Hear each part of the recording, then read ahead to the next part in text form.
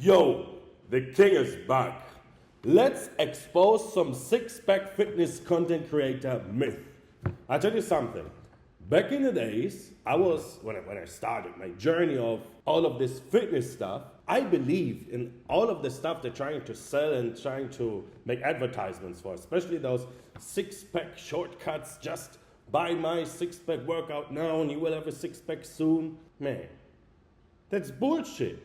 You can acquire a six-pack by losing fat, but not going into the gym and do crunches all day long on some weird, new exercises somebody came up with. That's not it. Look at skinny guys. There are so many skinny guys that basically have visible abs because they don't have fat over there. This is all the magic. So get into a caloric deficit either by eating less than your body needs or by doing cardio. Or best way is even both. And like this, you will acquire your six-pack, but not by doing crunches all day long. I end every gym workout of myself with posing. But while I'm working out, I keep my clothes on. Let me explain. Back in the days when I started working out, when I didn't have any visible muscle, just a tiny bit, I had a sky-high ego. And I bothered people by looking in the mirror like, look. A, it stole my time. And B, I maybe even bothered some people by me being like, nobody cares. Keep it for yourself. Do it like in the locker room. And like this, I figured when I keep my clothes on and I feel the pump already, I feel the pump going, especially like in some chest workout or some big back workout, and I have my pullover over my big t-shirt on, I keep the workout. I keep feeling the muscle, right? And after that, it's like a little treat or like a little present. After the gym, I go into the locker room and I look at myself and I'm like, you sexy badass. But not while doing it. God wants you to be the best version of yourself. And I can prove that. Very easy. Just look at nature. Do you see a tree that grows? And after some point it's like, oh, well, I got 5 meters now. I'm good to go. I will stay here. It doesn't happen. Nature just constantly keeps growing, keeps overcoming oneself, keeps getting better. No matter the obstacles, there are some certain kinds of flowers that can even grow through concrete.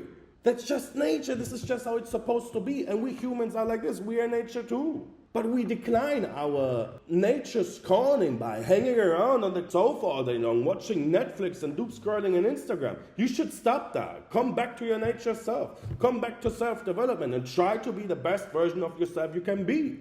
This is the reason why you always should be unsatisfied with your life. Let me tell you a story.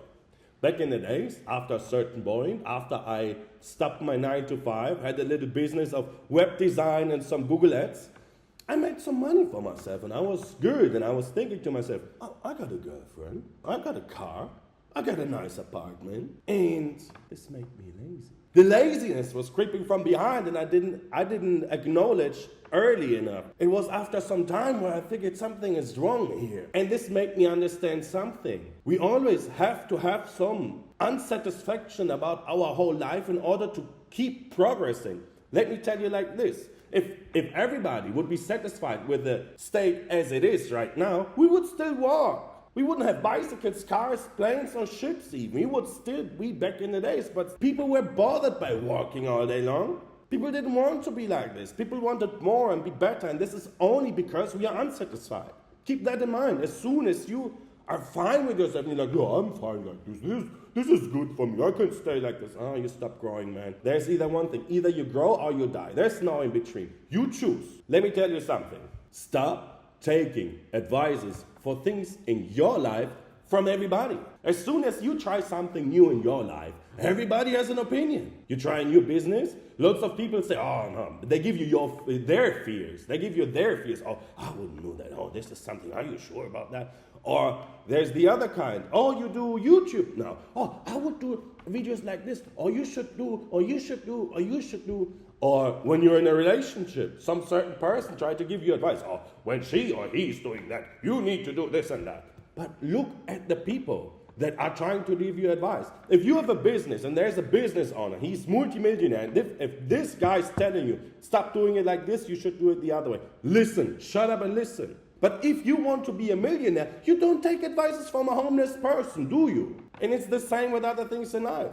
Like if you have a girlfriend, if you have a boyfriend, or whatever is what's your preference, and you want to have some advice, speak to a person that is married for 20 or 30 years, shut up and listen. But don't listen to a friend of yours that got like 15 broken relationships and is having one night stands every weekend. You know, be careful who you listen to, because this will change your life.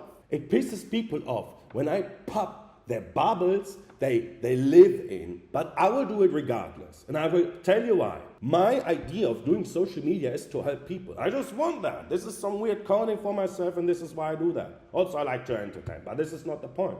The point is, in order to change oneself and get the best version out of oneself, one has to look into a mirror.